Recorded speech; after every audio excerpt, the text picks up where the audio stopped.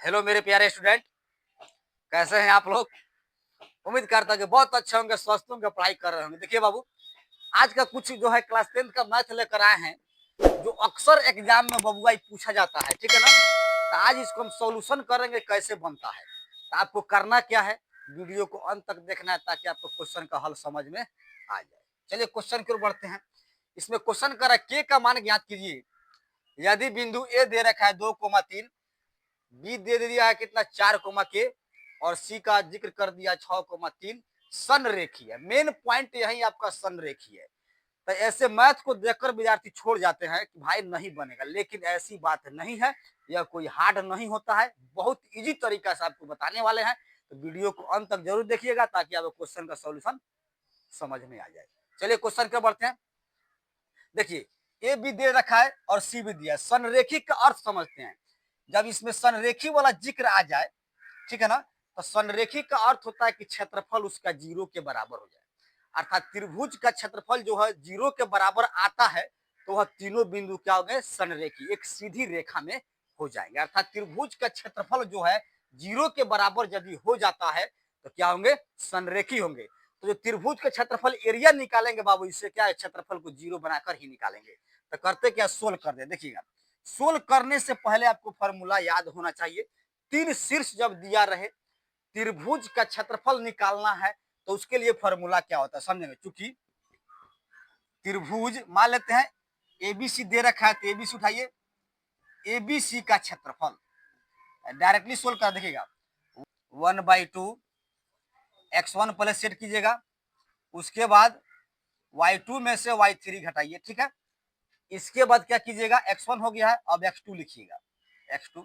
y3 में से बाबू अपना y1 घटाइएगा, और फिर x2 हो गया तो x3 लिखिएगा, x3। y1 में से जो है, ध्यान दीजिए, y1 में से y2 को घटाना है। y1 में से क्या करना है, y2 को घटा देना है। इस प्रकार से त्रिभुज का क्षेत्रफल हो जाता है। लेकिन इसमें x1, x2, y1, y2, y3 क्या है देखिएगा। तो इसको मानिएगा, पहले वाले को x1 ले लीजिएगा, ई वाला आपका y1 होता है, दूसरा का बी में क्या लीजिएगा, x2 लीजिए, ध्यान पूर्वक समझेंगे। और इसको y2 ले लीजिएगा, और सी में क्या लीजिएगा बाबू, इसको x3 बना लीजिएगा, इसको क्या y3, बस। अब कहता संरेखी है, तो क्षेत्रफल कितने मात्रक 0 के बराबर मानिएगा। 0 संरेखी के लिए तो 1/2 को लिखेंगे एक बार। चलिए आगे बढ़िए। x1, तो x1 का वैल्यूएशन देखो कितना है, 2 है, तो 2 को लिखा। y2 का वैल्यूएशन देख लो, y2 का मान k है, तो हम k जिक्र कर देंगे, माइनस y3 कहता है। तो मेन यही क्वेश्चन में k का मान ही निकालना है। क्या निकालना है, k का मान निकालना है। तो फॉर्मूला के अनुसार चलते हैं।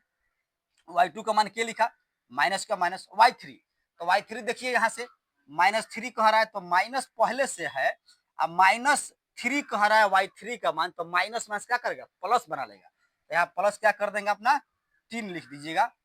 अब प्लस कहता है x2, तो x2 का वैल्यूएशन देखो बाबू, यहाँ पर 4 है, तो 4 को लिख देना।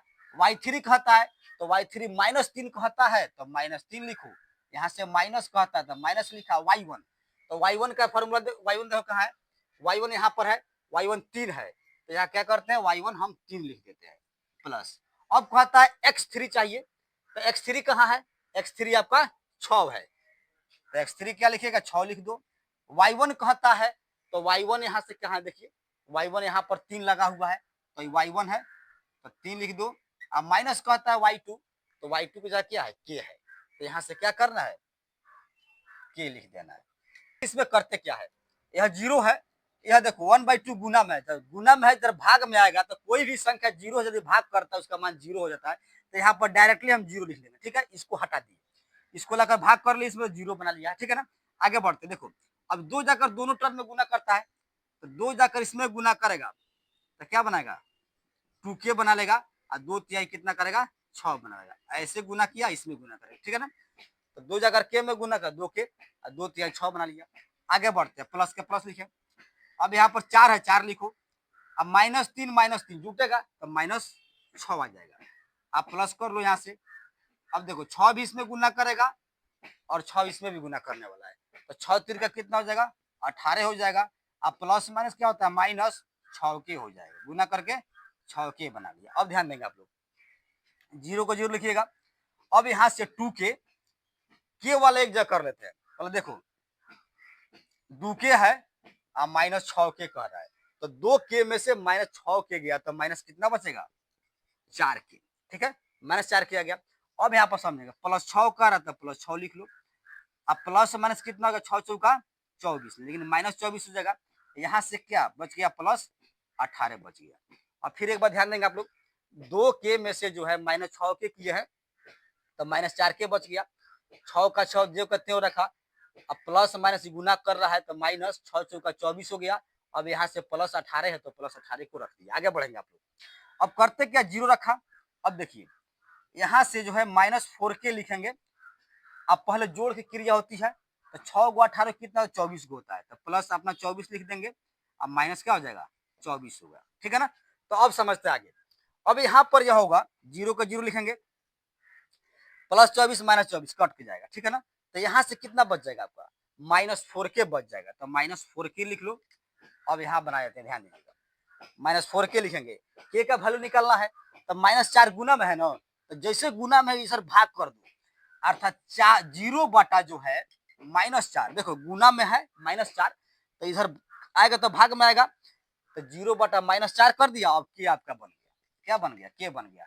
तो 0 में -4 से भाग करना तब जानते हैं 0 हो जाएगा, तो 0 बराबर के, तो इसलिए के का रिजल्ट जो आ गया 0 आ गया, ठीक है ना। तो इस प्रकार से हम लोग क्या करते हैं संरेखी वाला मैथ को हम लोग क्या करते हैं बना लेते हैं। देखो बाबू कितना इजी आपको हल दिया गया, सॉल्यूशन कर दिए हैं, ठीक है ना। तो यदि वीडियो अच्छा लगा है तो क्या करना है, वीडियो को लाइक करना, शेयर करना है, कमेंट करना है, ठीक है ना। यदि आप मेरे चैनल पर नए होंगे तो क्या करना है, चैनल को सब्सक्राइब भी कर देना, ताकि जब मैं वीडियो अपलोड करूँ आपके पास पहुंच जाए। तो मिलते हैं ठीक इसी प्रकार का अगला क्वेश्चन लेकर कल आप लोग के साथ मिलेंगे, ठीक है ना। तब तक अपना जो है वीडियो आराम से जो है मैथ को एकदम जो है बना लीजिए, कॉपी में नोट कर